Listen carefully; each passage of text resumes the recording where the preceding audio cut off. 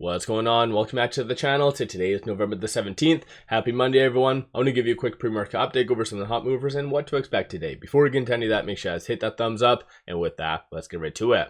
So starting off with data, don't really have that much coming out. It's a lot of Fed speakers, so that could cause some volatility. Aside from that, though, we do have the futures starting to dip. So during the overnight trading, things were looking pretty good. And so a lot of stocks were up 2-3% and even some more in some cases. But I guess the fear from last week is starting to roll over into this week. So Dow is down 0.11, S&P down 0.08, NASDAQ down 0.07.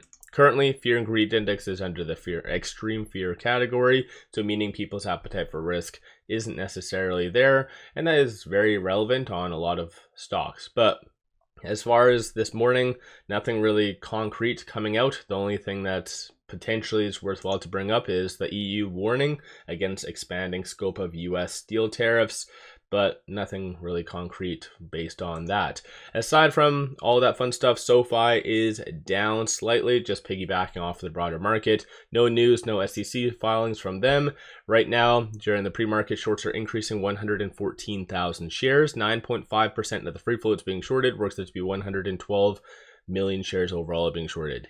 Last little bit, they've been increasing. So as I mentioned in my dedicated SoFi video on another YouTube channel, I do anticipate shorts to kind of increase a little bit today. So again, just be aware of that. Right now with that 27.64, it's smack dab in the middle between this S1 and this S2. So 27.21, just watch for that to be a good support level. And then 28.05 is going to be the next strong target / resistance. Moving on, NIO is flat / a little bit green. And I think they are being largely influenced by XPEV. So XPEV did put out the earnings, so I'll go over that in a second. But nonetheless, NIO has been hit quite hard. So over the last 1 month, down 11.37%. Shorts are increasing now 258,000 shares during the pre-market. 11.38% of the free float is being shorted. Works out to be 157 million shares overall being shorted. So shorts have been somewhat following the same pattern as SoFi's shorts. So they've been starting to get back in. And I think in general, that's more of a broad type of scenario. So I think shorts are starting to sense a lot of fear and they are starting to pounce. Again, not just with SoFi or NIO, but rather broader market. Some levels to watch for today with it at 616 is right now this 615. So that'll be a good support level. I'm looking at the 1 minute chart. So this is good for day traders and swing traders. 607 and then 594 as support levels. So if you're wanting to dollar cost average or potentially have a good entry point, that would be it. And then 615 is going to be that key pivot, 629 and then 642 is going to be the next strong target / resistance. So kind of just watch for those. So plug. So they're down 6.01%, and they did actually put out news today, and that was this right here. So they did get 3 green hydrogen projects in the UK. But clearly the market was and is already wanting to bring plug down prior to this news coming out.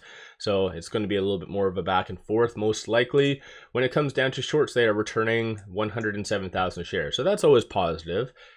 Clearly they do see a little bit more upside with that news. Potentially during the trading day, you might see a nice recovery. So again, that might be good for day trades.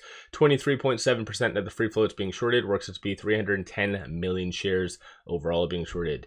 Interestingly enough, shorts have really returned a significant amount. So it was October the 9th, short interest was 33.5. And this is exactly what shorts do. You can see it from the purple line, and it's Ortex that they change the colors every single chart, so it's rather frustrating. But nonetheless, you can see that shorts double down, then they return, double down, return. So this is something that they do. Of course, if history repeats itself, that does mean that they will be really starting to double down in the foreseeable future. Again, going through one of their cycles, but nonetheless, with it at 210. It is below all of the key fib levels. Moving over to the classic, 165 is going to be a strong support. I don't see that being on the table. So for today, just watch for that 213. So that's going to be that key pivot. It really needs to hold today. And then flip side, 231 and then 242. So potentially right now, even during the pre-market, might be a good opportunity to get in. Again, shorts returning shows that there is some good aspects about this news, that they're maybe, or just generally it's an overreaction for this morning. So just watch for 213 and then 231. Moving on from here, you have XPENG. So they're down 4.04% because of their news. I think in general, a lot of their key numbers were all right, but one thing that the market's really been punishing though is stocks that are at a fairly high multiple. So if we pull this up right here, looking at the PS, XPENG is 2.8. You have Lee, it is below 1. That's kind of crazy. And then you have NIO, 1.34. So in comparison to other Chinese EVs, XPENG is rather kind of overvalued. So I think that's kind of the big attributing factor why it's going down. Shorts are increasing about 11,000 shares. 5.43% of the free float is being shorted. Works out to be 35.5 million shares overall being shorted. Right now with that 2406, smack dab in the middle between this R1 and the pivot. So 2425 is going to be that key point you really want to watch for it to get over. If not, you're going to see most likely more consolidation over the next couple of trading days. So today, just watch for that. Then last but not least, you have ZYME, if I'm saying that right. It is up 35.6% because of this. As I've explained in the past, biotechs are not my forte. So this is the reason why it's moving. I'm not going to explain this to you. It's way over my head. So for those of you that want to dive deep into it, you can definitely have at it.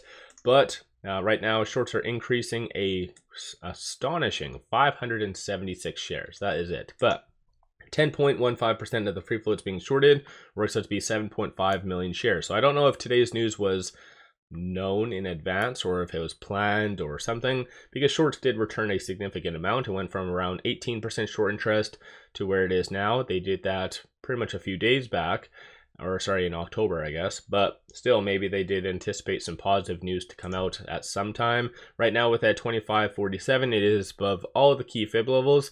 So one key level to watch for today is 23.29. So just watch for that. And then aside from that, 19.57 and then 17.28, 33.02 in theory is going to be the next run target / resistance. So this stock definitely is considered overbought, but clearly a lot of big money is getting in. I believe this is the second most heavily traded stock during the pre-market. So let me know your thoughts on these stocks. Don't forget to hit that thumbs up and subscribe. Always greatly appreciate that. One final thing, pop over to my Patreon if you're looking for some solid buy signals on stocks, options, crypto. Put out daily day trades, numerous swing trades. Worthwhile to pop over there and check that out. With all that said, appreciate all of you watching.